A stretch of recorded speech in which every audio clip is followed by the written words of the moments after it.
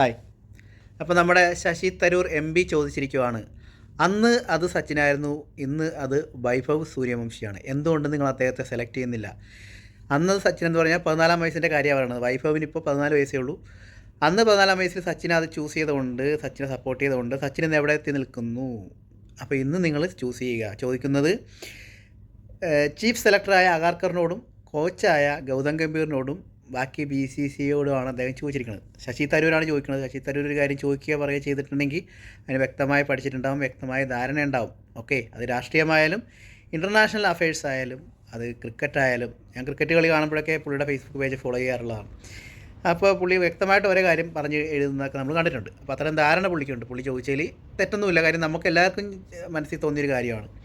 എന്തുകൊണ്ട് വരുന്നില്ല? കാര്യം വൈഭവിന് ആദ്യമേ ഒരു 37 ബോളിനകത്ത് സെഞ്ചുറി അടിച്ച സമയത്ത് 12-13 വയസ്സുള്ളപ്പോഴാണ് അടിക്കുന്ന സമയത്ത് ഇന്ത്യയിലെ അമിത് ഷായുടെ ഫേസ്ബുക്ക് പേജ്, നരേന്ദ്രമോദിയുടെ ഫേസ്ബുക്ക് പേജ്, ഇവരെല്ലാവരും ആ ഫോട്ടോ സഹിതം ഷെയർ ചെയ്തിട്ടുണ്ട്. അപ്പോൾ അന്ന് നമ്മൾ ആലോചിച്ചാണ് ഇത് ഇങ്ങനെ ഒരു താരം വരുന്നുണ്ടല്ലോ, ഇങ്ങനെ ഒരു സ്ഫോടനം നമുക്ക് വരാൻ പോകുന്നുണ്ടല്ലോ എന്നുള്ളത്. പക്ഷേ അതിനുശേഷം പുള്ളി ഇപ്പോൾ റീസെൻ്റായിട്ട് നമ്മൾ കണ്ടത് അണ്ടർ-19 വേൾഡ് കപ്പിൽ നന്നായിട്ട് കളിച്ചു. ഇന്ത്യ തോറ്റുപോയി, പക്ഷേ നന്നായിട്ട് അദ്ദേഹം കളിച്ചിട്ടുണ്ട്. ഇപ്പോൾ വിജയ് ഹസാരെ നടക്കണം. വിജയ് ഹസാരെ ട്രോഫിയുടെ ഭയങ്കരമായ കളികളാണ് അത്.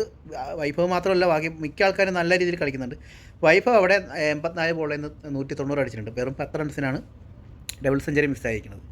ബട്ട് വെടിക്കെട്ട് തന്നെയാണ്. പുള്ളിയെ ഒട്ടുമിക്ക കളിയിൽ ഇത് തന്നെയാണ് അവസ്ഥ. 25 ബോളിലൊക്കെ 50 ബോളിൽ നിന്നൊക്കെ 150 അടിക്കുന്നുണ്ട്. അതൊക്കെ വലിയ റെക്കോർഡുകളായിട്ട് മാറിക്കൊണ്ടിരിക്കുകയാണ്. അപ്പോൾ ചെറിയ പ്രായമുള്ളൂ. പിന്നെ ആളുടെ അടി എന്ന് പറഞ്ഞാൽ അടി തന്നെയാണ്. നമ്മുടെ ഇപ്പോഴത്തെ അഭിഷേക് ശർമ്മയായിട്ട് വേണമെങ്കിൽ കമ്പയർ ചെയ്യുക. അടിയോടടിയാണ്. എല്ലാ ബോളിലും നന്നായിട്ട് കണക്ട് ചെയ്യുന്നുണ്ട്. പിന്നെ എല്ലാ സൈഡിലേക്കും അടി കിട്ടുന്നുണ്ട്.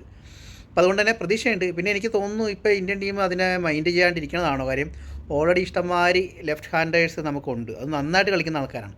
ഇന്ത്യൻ ടീം ഇപ്പോൾ നോക്കുന്നത്, സെലക്ടേഴ്സ് നോക്കുന്നത് ശരിക്കും ഒരു റൈറ്റ് ഹാൻഡറെ കൊണ്ടുവന്ന ആ റൈറ്റ് ലെഫ്റ്റ് കോമ്പിനേഷൻ ഒന്ന് ഈക്വലാക്കാൻ വേണ്ടിയിട്ടാണ്. അതിനുവേണ്ടിയിട്ടാണ് ഗില്ലിൻ്റെ പുറകെയും ബാക്കി പലരുടെയും പുറകെയൊക്കെ അവർ ഭയങ്കരമായിട്ട് അന്വേഷിക്കുന്നുണ്ട്. സഞ്ജുവിനെ റൈറ്റ് ഹാൻഡർമാർക്ക് ഇപ്പോൾ നല്ലൊരു ടൈമാണ്. അപ്പോൾ അതാണ് ഇന്ത്യൻ ടീമിൽ എനിക്ക് തോന്നുന്നു ഇത്രയും ലെഫ്റ്റ് ഹാൻഡേഴ്സ് തിളങ്ങിയുള്ള ഇത്രയും നല്ല ലെഫ്റ്റ് ഹാൻഡേഴ്സ് ഒരേ ടൈമിൽ വന്നത് ഇന്ത്യൻ ടീമിൻ്റെ ചരിത്രത്തിൽ ആദ്യമായിട്ടാണെന്നാണ് എൻ്റെ ഒരു അഭിപ്രായം. കാര്യം വന്നിരിക്കുന്ന എല്ലാവരും റൈറ്റ് ഹാൻഡേഴ്സാണ്. സച്ചിനായാലും കോഹ്ലി ആയാലും രോഹിത് ആയാലും നല്ല പ്ലെയേഴ്സാണ്. ഇപ്പോൾ ശരിക്കും പറയത്തക്ക ഒരു റൈറ്റ് ഹാൻഡർ ഇല്ല ശരിക്കും. അപ്പോൾ അതാണ് അവസ്ഥ. അപ്പോൾ ശശി തരൂർ ചോദിച്ചത് ഞാനും ചോദിക്കുന്നു, എവിടെ, എന്തുകൊണ്ട് നിങ്ങൾ അവനെ സെലക്ട് ചെയ്യുന്നില്ല? വൈഫിനെ കൊണ്ടുവരൂ. Okay, bye bye.